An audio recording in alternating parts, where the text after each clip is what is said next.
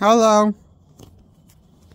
I'm reviewing Mission Impossible from 1996 movie to 2023 movie, the latest one, Mission Impossible Dead Reckoning Part 1 from 2023.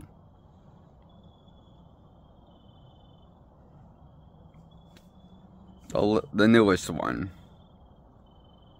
in the Mission Impossible franchise to the oldest one. I give I think there are 7 of these. I'm reviewing all of the Mission Impossible movies that are out now. That's from the first one to Mission Impossible, and the last one's cut out as Mission Impossible Dead Reckoning Part 1. Yep, there's going to be a part 2 of story to this movie of Dead Reckoning. Of all the franchises they could have given a 2-part movie, they decided to waste it on this piece of shit of a franchise. It is just as dumb as they get, more than Marvel standards. The Mission Impossible movies, to me, for the writing at least, dumber than every MCU movie in the main canon of Marvel Cinematic Universe. Known as Marvel Cinematic Universe is what the MCU stands for, by the way. Also, people on the internet now these days call it the MCU to be funny because it sucks now. Yeah, I argue if it was ever good to begin with. I argue the MCU was never that good to begin with. It was profitable, just not good narratively because, well,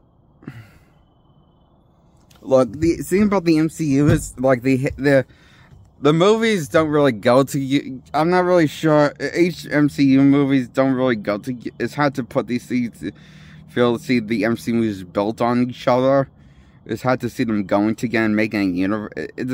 I feel like there's, like, I don't know, there's, like, too many loose ends, too many, times going loud and dumb, and never gone subtle with the storytelling at all, with the action.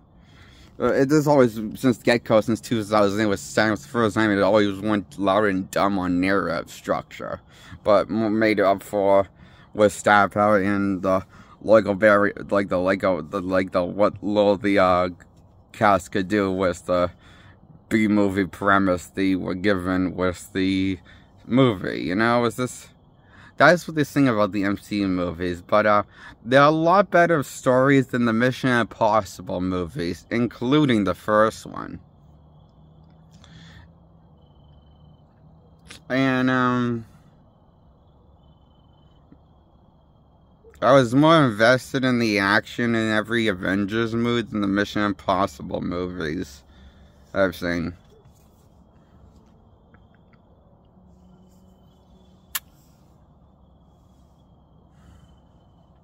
Maybe that's just because the story's better, or because the action's definitely not better than the Tom Cruise action that's in the movie of Mission Impossible movies, okay? Once you get to the Mission Impossible 2 and after that, the action's, like, insane, gets cool nuts. Yeah, you want to skip the first one, though, honestly, if you wanted to see an action flick with Tom Cruise doing insane action stunts. Because he doesn't do that all, at least in the first one, from 1996.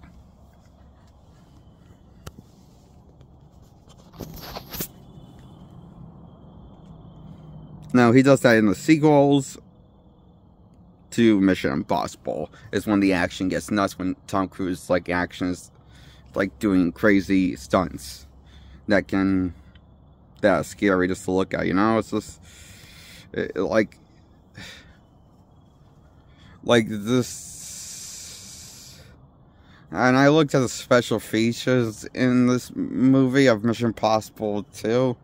Apparently that scene where, you know, that scene that the shot where, like, an eye and a knife is close up in Ethan Hunt's face, that's not CGI. That was actually shot with Tom Cruise's eye an actual knife, of what apparently it's like the special features explain it in great detail than I will try. So go ahead and watch the special features on Mission Impossible 2, okay? Because it's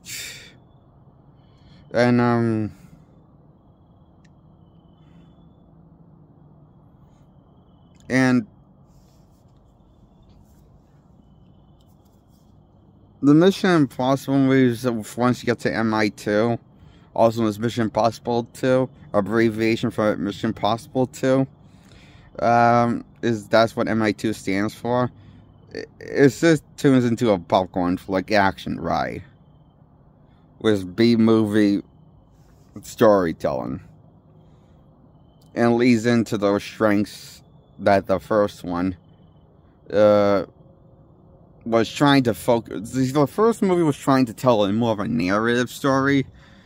It's just that it wasn't really interesting of a story. Like, don't get me wrong, it had a great cast and everything within the story, but I don't think the story's kind of, well, bad as this as this mediocre B-movie. Like, low budget standard B-movie, like the movie Sharknado, or yes, like Sharknado 1 is what this Mission Impossible first movie feels like.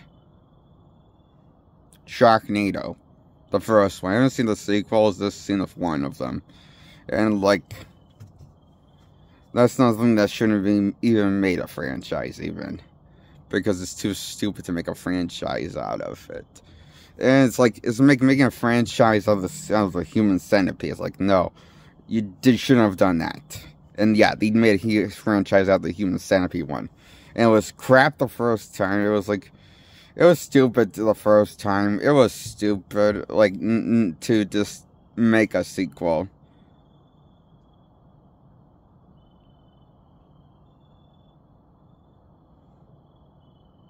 What am I talking about? Oh yeah, which is why I think it was stupid to make a sequel to Mission Impossible 1. Because the story's so stupid and bare bones stupid, and I wasn't really that invested in the story as much as I was in the cast. It was in the story and characters that I wish they focused more on. Besides Ethan Hunt, you know? But,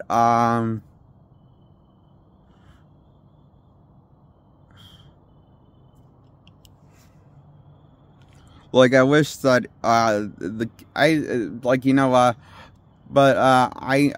so I appreciate, like, not really trying to tell a story with the sequel, and just leaning on the action, and really trying to focus on the strengths rather than the weaknesses of the first one. And now,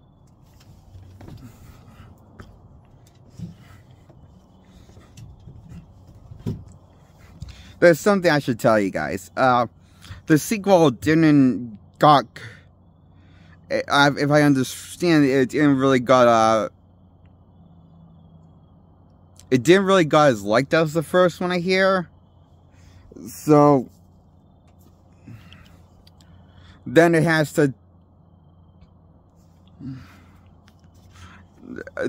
to try harder with telling a story when we get to MI3, Mission Impossible 3, and trying to make Ethan Hunt more relatable. But I feel like this is not right, how they're doing it. Like, they're trying to give Ethan a family life, one of my desires of wanting to be a family, having a family life, and settling down with a girl of his dreams, and being married, and growing old together.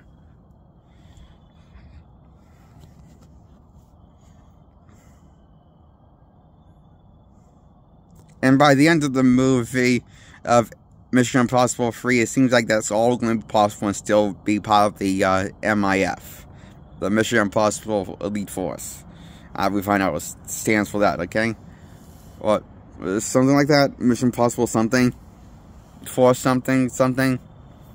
It's a complicated name, okay? He says it really fast and he says it right, and that's when we find out what Mission Impossible, his elite Mission Impossible team stands for, his company stands for. So, and he tells this Elizabeth to the love of his life after she saves his ass.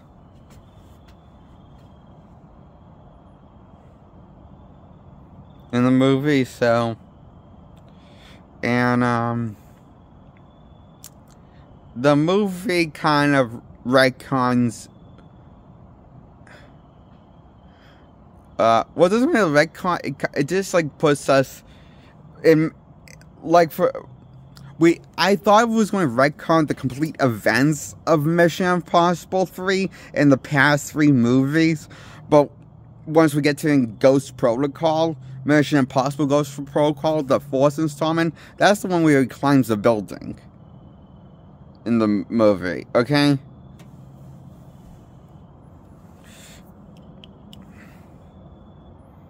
And that's the one when Benji joins the team on the field with Ethan on his field team. And not just helping him out behind the desk like he was in MI3 when he first made his debut. Benji returns for this and now a field agent and part of Ethan's team. And the funniest thing is the people that busted him, broke him out of prison, of this dangerous it's a high security prison for a mission. Were the thing the team that I got for this movie, the fun gag is like the team that busts him out is the same team that is assigned to him for his mission, his next mission after getting bailed out by his own team. I thought like this is like he gets a call from his superiors and this team that bailed him out, the team that's all the team that that's going to be with him join on this mission, basically, pretty much. And it was a funny gag. And it was kind of funny how Tom Cruise I'm not sure but it was also a funny gag how Tom Cruise like had to hit the phone for the self-destruct to go off because it didn't went off right away. Which kind of foreshadowing of what's going to happen with all the gadgets in the movie that the team's presented with on Ethan's team. Not a single gadget goes wrong, but the team somehow pulls through and puts it all together and makes it, and wins, all ends and ends well in the day. And so, it leads to lots of funny gags, stuff going wrong with the gadgets. This is probably the funniest Mission Impossible movie is what I thought it was for the time. I think the funniest Mission Impossible with the funniest moments is MI4. Mission Impossible 4, known as Ghost Protocol. Mission Impossible Ghost Protocol. It's definitely the funniest and lighthearted one of the Mission Impossible movies. And I can see why a lot of people, for some, this is their best Mission Impossible movie, okay? I can see that, because it feels like a Marvel, the most closest to an MCU movie, brought you to by the beloved Marvel Studios.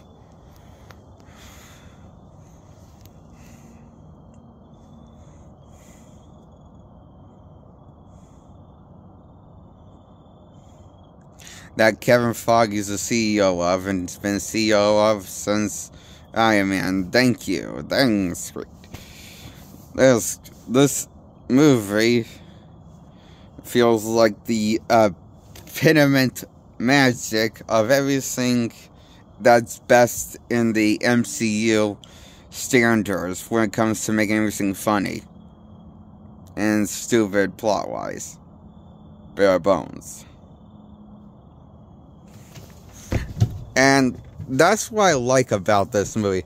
And this does make Ethan continue the story by explaining that the reason why he's no longer with his wife from the last one is because they're separate to keep her alive and safe and out of harm's way, while he does dangerous, life-threatening missions with his team for future installments after this one. And that where it brings us into Mission Impossible 5, also known as Rogue Nation, where the team is once again rogue again, but this time it's for a different MacGuffin. This time instead of this time it's like an evil hunt team that Ethan Hunt's team is who Ethan Hunt's team is chasing after. First is this Ethan alone hunting and find the evil Mission Impossible Force group, but then his team comes in and joins with him and to try to catch the bad guys group of the evil Mission Impossible Force team, you know?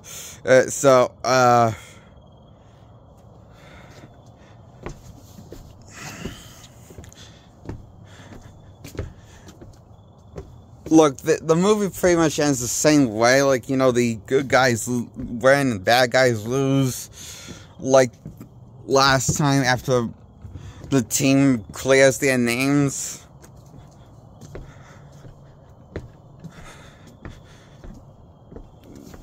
The second time, Ethan Hunt needs to clear his names with his team.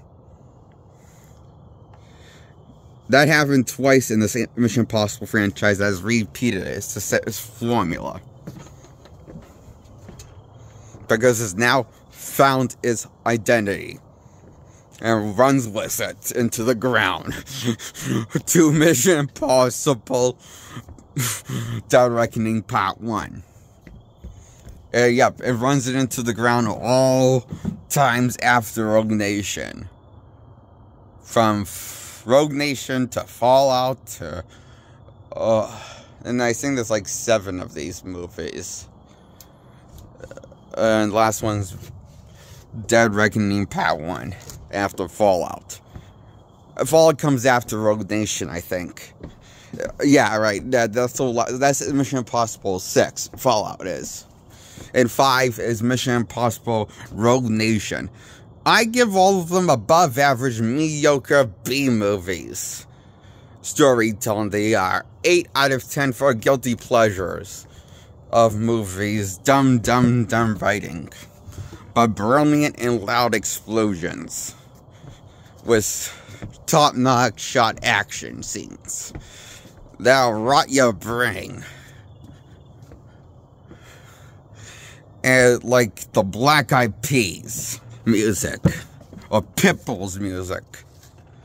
I love Pitbull, and I love the Black Eyed Peas when Fergie joined, more than when they weren't with Fergie. They were a lot better with Fergie than without, because they finally found their identity. Just like Mission Impossible finally found its identity with Mission Impossible 4. That's probably why most people think it's the best Mission Impossible movies to this day, for some people. And why I think I might have talked to myself into this is my favorite Mission Impossible movie of all time. After this review, why I'm giving this my favorite one. Yes, Mission Impossible 4 is my favorite Mission Impossible movie. Because it's the cutest, funniest, lightheartedest one in the genre of Mission Impossible franchise. And that's 7 movies it's done, reinvented the franchise 7 times. For each installment. Brilliantly. Reinvented. See, but you know, in terms of, like, you know, action, tone, and style of how it's directed. Like, I really like how it's no coherent narrative in terms of how absurd the action will go. Or how nuts it'll get. or how long it will be, and overstays welcome with the absurd action that's done mostly by Tom Cruise and getting shot with him doing those absurd actions on camera that's risking his life. I mean, I hope he kills himself in the next one. And we get that on camera, and that's how it ends. And we make money off of that, his death. For Mission Impossible 9. The ending will be Tom Cruise's last ride. That'd be funny. I know I'd be laughing. And wouldn't feel sorry for him dying if he killed himself doing one of these movies. For our entertainment. I find it funny, but I also appreciate how foolish he was. And stupid for doing it. Oh, that would be funny for me.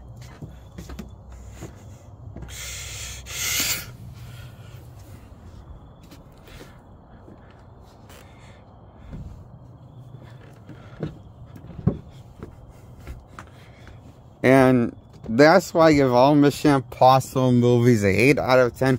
Because I never gave a hoot out about any of the characters or main characters, side characters, or the villains either. All the villains sucked. Like every MCU villain sucked. Even Thanos from Infinity War and Endgame sucks. Like that's the idea of the standards, like the suck levels are for these Mission Impossible villains. True, they got interesting once they would introduce John Locke with Henry Cavill. Well, that's and then they continue with Dead Reckoning Part 1, and Part 1's Part 1 story of a 2-part story that's going to come out, I guess, whenever. Don't know what's the news on that. For Dead Reckoning Part 1, we have how long we'll wait till that's finished. So that's my review on all Mission Impossible movies. Well, I give them an 8 out of 10. Goodbye. That's my review on all Mission Impossible from 1996 to 2023. With Tom Cruise in the main role 7 times, as they reinvented the character's genre 7 times in 7 different movies for Ethan Hunt's character. There's no coherent narrative, don't worry. You don't need to see any of them to make sense. There's no coherent narrative, actually, or world building. Or interesting characters that you could like, but you tolerate them and you find them funny at times because the great quips and quirks of cheesy character notes to pull off out of the filmmaker's ass is what these characters feel like.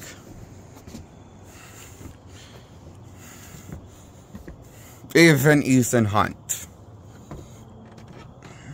I didn't care about. But I did care about the explosion in action. That's all that matters to me. To give it an 8 out of 10, goddammit. All of these movies are above average. Guilty pleasures. I recommend all of these movies, motherfuckers.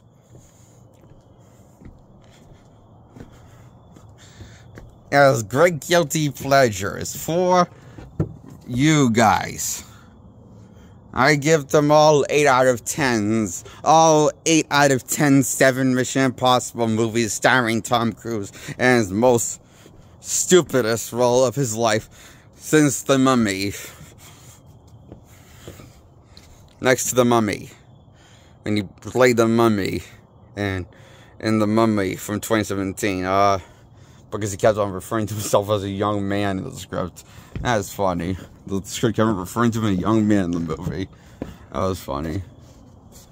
But these movies are more funny than The Mummy, from which Tom Cruise did. the more worse written. And I'm not sure what the fuck was the point of these movies being fucking getting made. Except for getting your brain rotted and shut your brain off for fuck's sakes and get retarded like a fool. Just like it's like listening to Black Eyed Peas music when they made the classic best song of all time, Let's Get Retarded. This is what Mission Impossible means to me. The Black Eyed Peas love. It gets. But I like Black Eyed Peas more than Mission Impossible because Fergie has a better, Fergie has a hell of a singing voice. And Black Eyed Peas makes better crap than Mission Impossible crap movies in terms of writing when I listen to the music. Mission Impossible has more retarded writing than the Black Eyed Peas from Let's Get Retarded song. But that's the charm of Mission Impossible movies. Of why I give all of them, fuck it, an 8 out of 10. And that's my review on all 7 Mission Impossible movies. Okay, I'm getting cold. I'm stopping the video now. I'm going to advertise my videos now. My old videos in my channel now. Okay, I'm going to end the video of the review now by giving it an 8 out of 10 all 7 Mission Impossible movies with Tom Cruise in the main role of Ethan Hunt.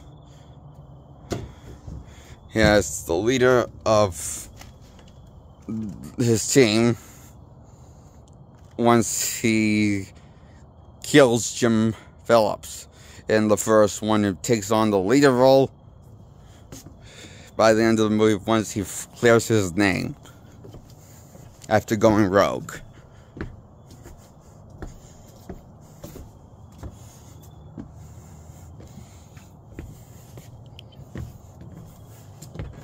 So, yeah, that's my review on all 7 Mission Impossible movies. I give them all 8 out of 10. 7 Mission Impossible movies. And why I give them an 8 out of 10? Because those reasons, they're guilty pleasures, and I recommend them, I guess. So, check out my older videos, like my older videos, like this video. Hit the thumb up on this video, that's how you like it.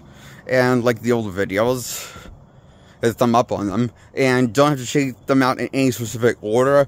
And there's lots of them I have. Oh, and I like...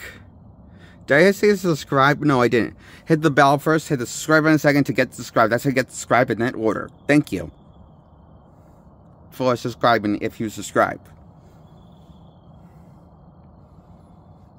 After I told you how to get subscribed. And hit the thumbs up.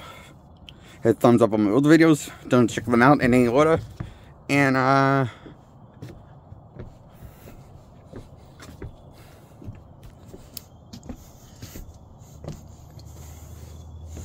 hope you like my older videos. Even the ones I made the first year.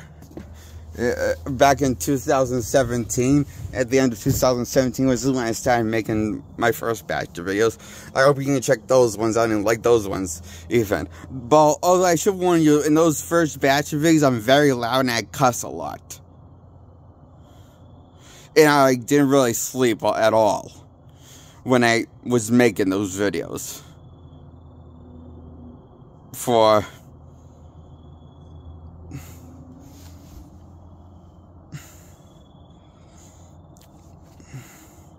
Well, I lost track of how many months it was. I lost track of the time of how long I was up for. But my dad told me I was up for 6 months, but I didn't think it was that long. I didn't know that, but when I was making those videos, yeah, I was up for 6 months before posting them. The first batch, and that's why I'm kind of a lot more louder and swearing a lot more, using a lot more vulgar language than I do now. For and louder than I am now, you know, so this, like, you know, just be prepared. This is, it's going to be those videos some videos might be kind of scary. Some might be kind of funny or entertaining or depressing, because, well, I wasn't on any medication yet, so I was off of all my I wasn't on any medication at the time. Of any pharmacy medications. I wasn't on any pharmacy medications. I wasn't taking any because I wasn't being it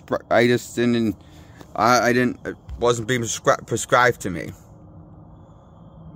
because as far as I knew, I didn't need any well, nobody, well, I know what I needed, so okay, as far as I knew at the time, I didn't know if I needed sleep or medicine, so yeah. That's what my, so the point is, I wasn't really sleeping at the time. I wasn't on really any medicine at the time either, for my mental health, like my OCD. I have really bad OCD with my repetitive thoughts, and sometimes that leads to me overthinking and over-explaining. So, and just want you to know that the videos will be louder, and with the older videos, the older videos are louder because I'm loud and swearing more and louder and more than I am in this video that you've seen me in my other videos, versus like the older they are, the louder I am and more swearing I am and angry I sound. Sometimes I sound angry in those old videos. So, okay. Bye.